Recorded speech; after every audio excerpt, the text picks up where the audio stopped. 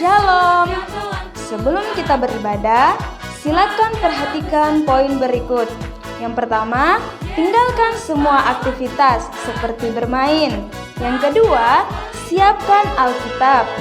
Yang ketiga, siapkan hati dan pikiran. Yang keempat, ambil posisi duduk yang baik dan tenang. Selamat beribadah.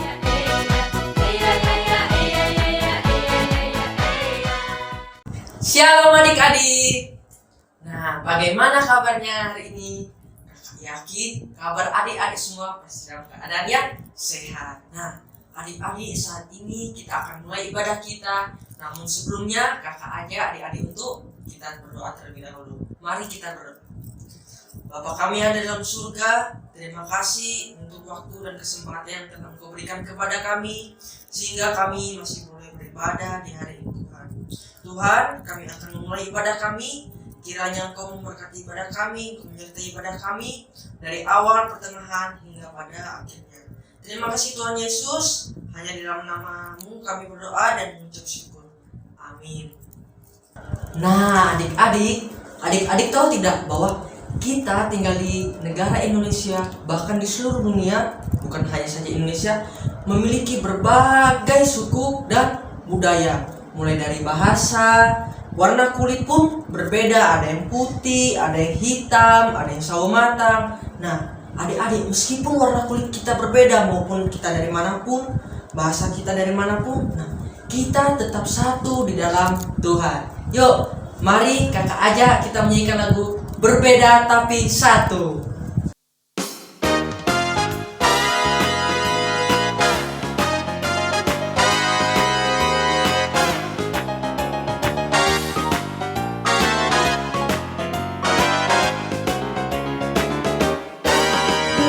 Beragam kita hadir di sini, tetapi kita satu. Di dalam Tuhan tidak ada yang putih, tidak ada yang hitam.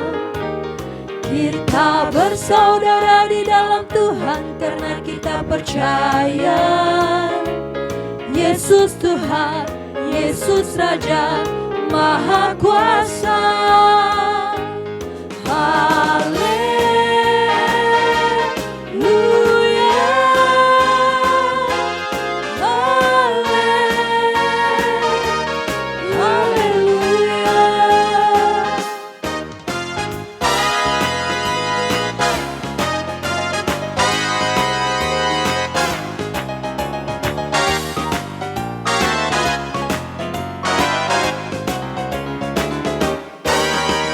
Beragam kita hadir di sini, tetapi kita satu. Di dalam Tuhan tidak ada yang putih, tidak ada yang hitam. Kita bersaudara di dalam Tuhan karena kita percaya Yesus Tuhan, Yesus Raja Maha Kuasa. Haleluya.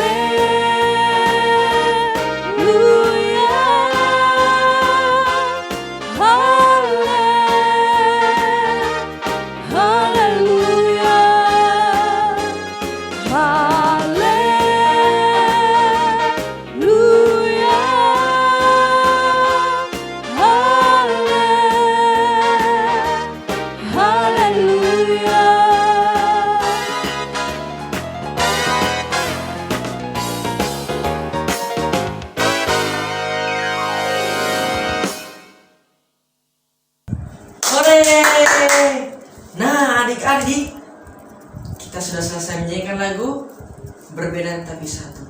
Nah, adik-adik, kita sebagai anak Tuhan juga sudah menang atas dosa-dosa kita. Sebagai anak Tuhan, kita juga menang atas ketakutan kita, atas iblis yang selalu menggoda kita. Nah, adik-adik tahu, di balik itu semua kita menang karena Tuhan Yesus. Mari kakak ajak adik-adik kita sama-sama menyanyikan lagu Akulah Pemenang.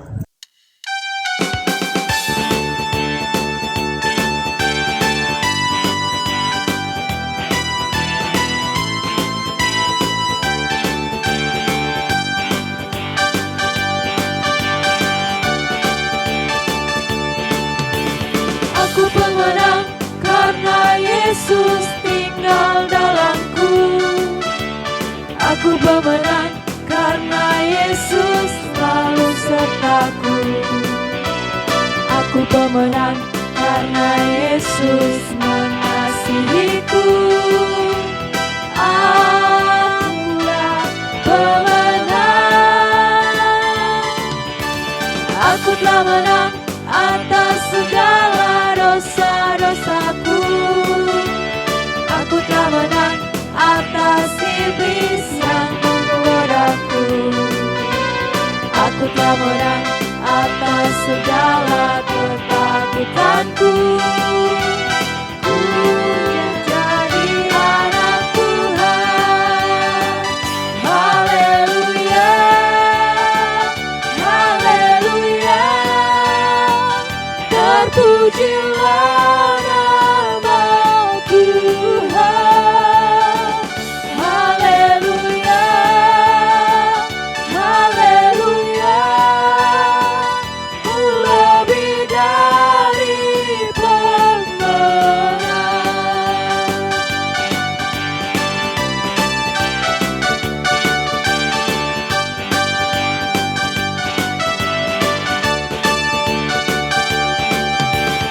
Aku pemenang karena Yesus tinggal dalamku.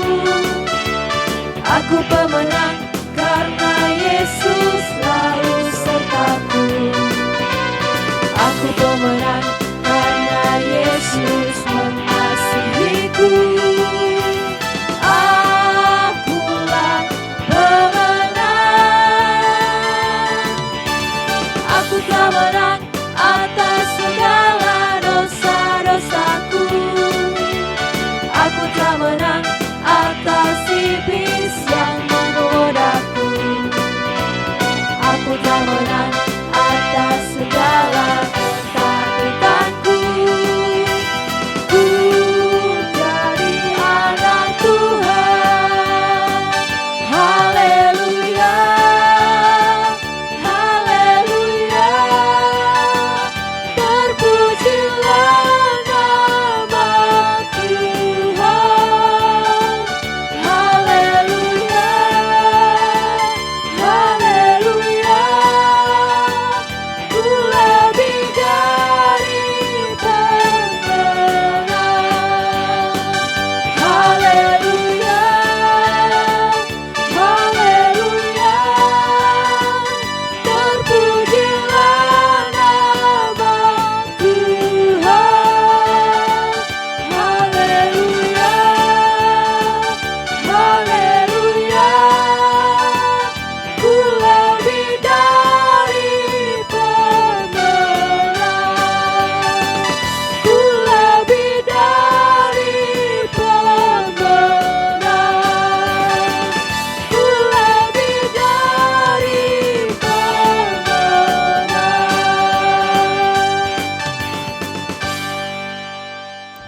Shalom adik-adik, apa kabarnya semua? Kakak yakin dan percaya adik-adik semua yang di rumah pasti luar biasa kabarnya. Adik-adik, kita tadi sudah memuji dan memuliakan nama Tuhan. Tiba saatnya kita akan mendengarkan kebenaran dari firman Tuhan. Namun sebelum itu, kakak ajak adik-adik untuk berdoa. Kita lipat tangan, tutup mata, dan tunduk kepala. Kita berdoa. Kami bersyukur Tuhan untuk setiap kebaikan Tuhan dan kehidupan kami, di mana Tuhan selalu menyertai kami hari lepas hari. Terlebih Tuhan, pada kesempatan ini kami mau mendengarkan kebenaran firman-Mu. Mari Engkau Tuhan sertai urapi setiap kami, supaya kami dapat mengerti apa yang Tuhan ingin sampaikan kepada setiap kami. Ini doa dan permohonan kami Tuhan, yang kami alaskan hanya dalam anak-Mu Yesus Kristus kami telah berdoa dan mengucap syukur. Amin. Nah, adik-adik, di sini kakak akan bercerita tentang sebuah kisah yang sangat menginspirasi kita semua. Oke, di sini kakak akan bercerita ada suatu kota kecil, dia terletak di pinggir pantai. Nah, orang-orang yang tinggal di kota kecil ini umumnya bekerja sebagai nelayan atau mencari ikan. Nah, biasanya orang-orang yang menjadi nelayan atau mencari ikan ini adalah orang-orang yang sudah dewasa. Tetapi itu adalah dikhususkan untuk para kaum pria, seperti orang tua, orang-orang yang sudah dewasa. Nah, jadi mereka mencari ikan itu pada malam hari. Kenapa? Karena pada malam hari ikannya banyak sekali. Mereka muncul pada malam hari. Nah, kemudian pada pagi harinya mereka pulang ke rumah mereka masing-masing dan menjualnya ke pasar. Namun suatu hari dan hari-hari berikutnya adik-adik, terjadilah suatu hal yang tidak diinginkan. Nah, ketika para orang tua ini atau para ayah-ayah atau kakak-kakak ini sedang mencari ikan, pada hari itu terjadilah gelombang yang sangat besar dan menghanyutkan atau menghantam perahu mereka. Kemudian mereka harus kehilangan nyawa mereka.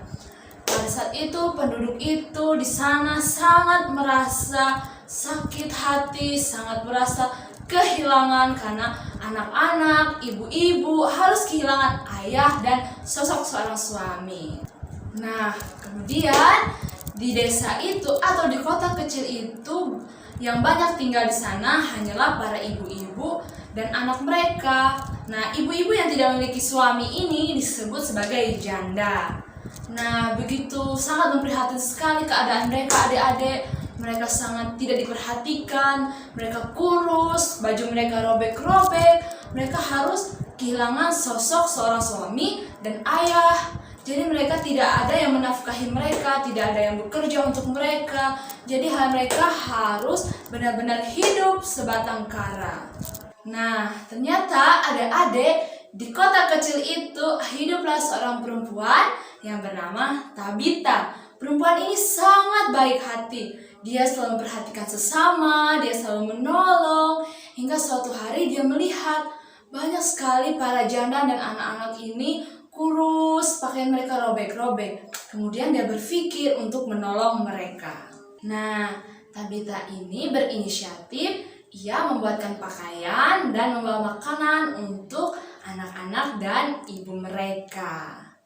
Nah, anak-anak dan ibu-ibu ini sangat merasa bahagia karena mereka sangat diperhatikan oleh Tabita. Karena apa yang mereka perlukan, apa yang mereka butuhkan, ternyata Tabita memperhatikan.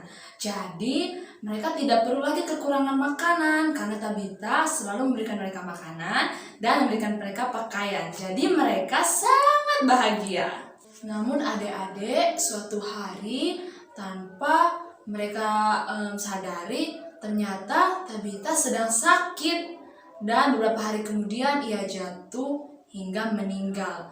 Kemudian para janda-janda ini dan anak-anak ini merasa sangat sedih. Mereka sangat terpukul dengan apa yang harus mereka hadapi. Tidak ada lagi orang yang memperhatikan mereka.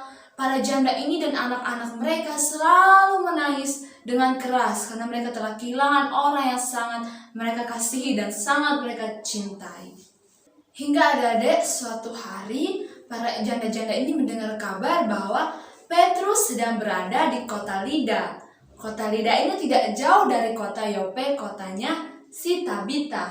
Nah, jadi para janda ini pergi ke sana untuk meminta bantuan kepada Petrus. Kemudian bertemulah mereka dengan Petrus. Kemudian mereka meminta bantuan kepada Petrus untuk membantu mereka karena mereka tidak mau kehilangan Tabita. Kemudian setelah mendengar kabar itu, Petrus bergegas pergi bersama-sama dengan mereka menuju tempat kediamannya Tabita.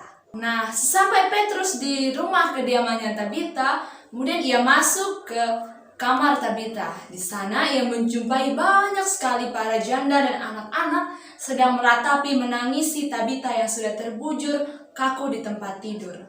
Kemudian Petrus meminta kepada para janda itu dan orang-orang yang ada di ruangan itu untuk keluar sejenak.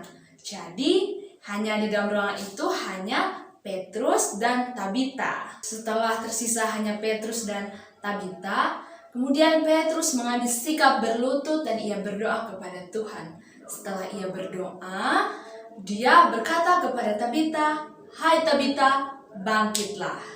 Kemudian tidak lama setelah itu Tabita pun bangkit. Kemudian ia membuka mata dan ia melihat Petrus ada di depannya.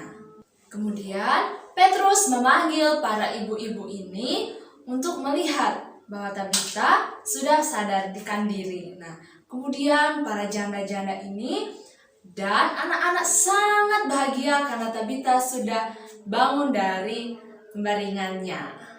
Karena saking senangnya janda-janda dan anak-anak ini, mereka memeluk dan mencium Tabita. Nah, ternyata Tuhan menjawab doa Petrus sehingga Tabita telah hidup kembali dan ia akan melakukan setiap kebaikan seperti yang ia lakukan sebelum-sebelumnya. Ia menolong sesamanya seperti yang ia lakukan sebelumnya kepada janda-janda dan anak-anak yang memerlukan pertolongannya. Nah, adik-adik, dari cerita Tabita ini kita diwajibkan untuk selalu menolong sesama, memberikan bantuan, memberikan tumpangan kepada membutuhkan. Jadi adik-adik, kita sebagai anak-anak Tuhan tidak boleh selalu mengabaikan teman-teman kita yang membutuhkan pertolongan kita, apa yang mereka perlukan. Jadi kita sebagai anak-anak Tuhan harus membantu dan menolong mereka, karena itu adalah kewajiban kita sebagai anak-anak Tuhan.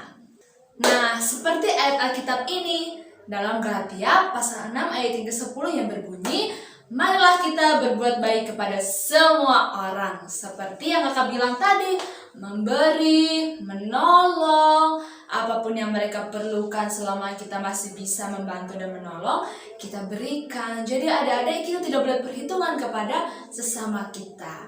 Jadi adik-adik, dari cerita ini kita diingatkan kembali oleh Tuhan, kita tidak boleh melakukan hal-hal yang tidak berkenan di hadapan Tuhan. Nah, adik-adik, sekian cerita firman Tuhan hari ini. Kiranya apa yang telah kita dengar, apa yang telah kita lihat, kiranya itu tidak berlalu begitu saja dalam kehidupan kita. Nah, mari kakak ajak adik-adik untuk berdoa. Kita berdoa. Tuhan Yesus, terima kasih kami telah mendengarkan kebenaran dari firman-Mu Tuhan. Terima kasih Engkau telah membuat kami sadar, membuat kami mengerti bagaimana seharusnya kami sebagai anak-anak Tuhan harus saling memberi, saling menolong, seperti Tabita yang selalu menolong orang-orang yang membutuhkan di sekitarnya. Ajari kami Tuhan untuk selalu taat kepada setiap perintah-perintah Tuhan. Kami serahkan seluruh kehidupan kami Tuhan hanya ke dalam tangan-Mu. Inilah doa dan permohonan kami Tuhan yang kami alaskan hanya dalam anak-Mu Yesus Kristus. Kami telah berdoa dan mengucap syukur. Amin. Sampai jumpa adik-adik. Bye-bye.